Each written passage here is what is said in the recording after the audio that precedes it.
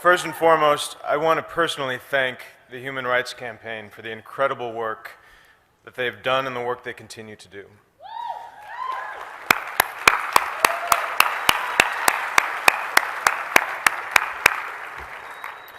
Not only here in Washington State, but across the country and around the world. As we all know, this work is critical. It's life-changing. It's life-saving. It is my great honor and privilege to be here tonight, to count myself a member of this community.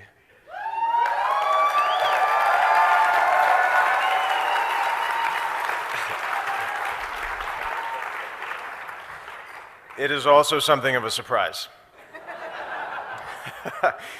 I've had a complicated relationship with that word, community.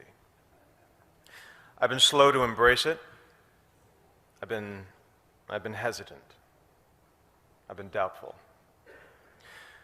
For many years, I could not or would not accept that there was anything in that word for someone like me, like connection and support, strength, warmth. And there are reasons for that. I wasn't born in this country. I didn't grow up in any one particular religion. I have a mixed-race background, and I'm gay.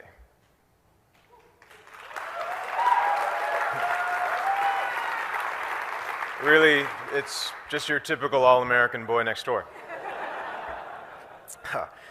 It has been natural to see myself as an individual. It's been a challenge to imagine that self as part of something larger. Like many of you here tonight, I grew up in what I would call survival mode. When you're in survival mode, your focus is on getting through the day in one piece. And when you're in that mode at 5, at 10, at 15, there isn't a lot of space for words like community, for words like us and we. There's only space for I and me. In fact, words like us and we not only sounded foreign to me at 5 and 10 and 15, they sounded like a lie. Because if us and we really existed, if there was really someone out there watching and listening and caring, then I would have been rescued by now. That feeling of being singular and different and alone carried over into my 20s and into my 30s. When I was 33, I started working on a TV show that was successful not only here in the States but also abroad, which meant over the next 4 years I was traveling to Asia, to the Middle East, to Europe, and everywhere in between. And in that time, I gave thousands of interviews. I had multiple opportunities to speak my truth, which is that I was gay. But I chose not to. I was out privately to family and friends, to the people I'd learned to trust over time, but professionally, publicly, I was not. Asked to choose between being out of integrity and out of the closet, I chose the former. I chose to lie. I chose to dissemble. Because when I thought about the possibility of coming out, about how that might impact me and the career I'd worked so hard for, I was filled with fear. Fear and anger, and a stubborn resistance that had built up over many years. When I thought about that kid somewhere out there who might be inspired or moved by me taking a stand and speaking my truth, my mental response was consistently, no thank you. I thought, I've spent over a decade building this career, alone, by myself. And from a certain point of view, it's all I have. But now I'm supposed to put that at risk to be a role model to someone I've never met, who I'm not even sure exists. That didn't make any sense to me. That did not resonate at the time. Also, like many of you here tonight, growing up I was a target. Speaking the right way, standing the right way, holding your wrist the right way. Every day was a test, and there were 1,000 ways to fail. 1,000 ways to betray yourself, to not live up to someone else's standard of what was acceptable, of what was normal. And when you failed the test, which was guaranteed, there was a price to pay. Emotional, psychological, physical. And like many of you, I paid that price. More than once, in a variety of ways. The first time I tried to kill myself, I was 15. I waited until my family went away for the weekend, and I was alone in the house, and then I swallowed a bottle of pills. I don't remember what happened over the next couple of days, but I'm pretty sure come Monday morning, I was on the bus back to school, pretending everything was fine. And when someone asked me if that was a cry for help, I say no, because I told no one. You only cry for help if you believe there's help to cry for.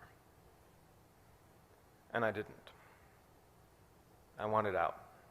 I wanted gone. At 15. I and me can be a lonely place, and it will only get you so far.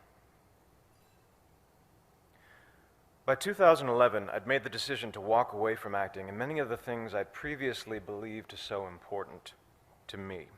And after I'd given up the scripts and the sets which I dreamed of as a child, and the resulting attention and scrutiny which I had not dreamed of as a child, the only thing I was left with was what I had when I started. I and me. And it was not enough. In 2012, I joined a men's group called the Mankind Project, which is a men's group for all men, and was introduced to the still foreign and still potentially threatening concepts of us and we, to the idea of brotherhood, sisterhood, and community.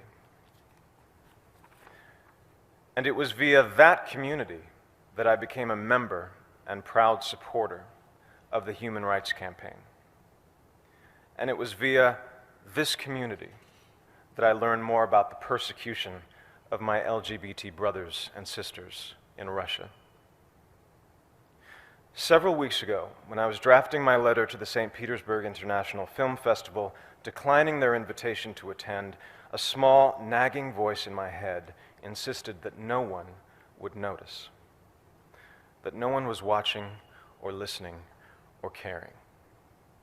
But this time, finally, I knew that voice was wrong. I thought, if even one person notices, this letter in which I speak my truth and integrate my small story into a much larger and more important one is worth sending. I thought, let me be to someone else what no one was to me.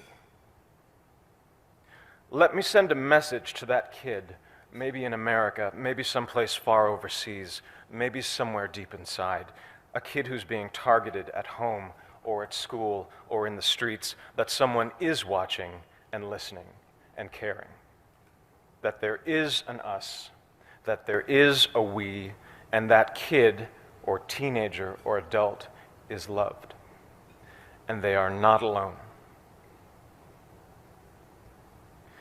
I am deeply grateful to the Human Rights Campaign for giving me and others like me the opportunity and the platform and the imperative to tell my story, to continue sending that message, because it needs to be sent over and over again until it's been heard and received and embraced, not just here in Washington State, not just across the country, but around the world, and then back again, just in case we miss someone. Thank you.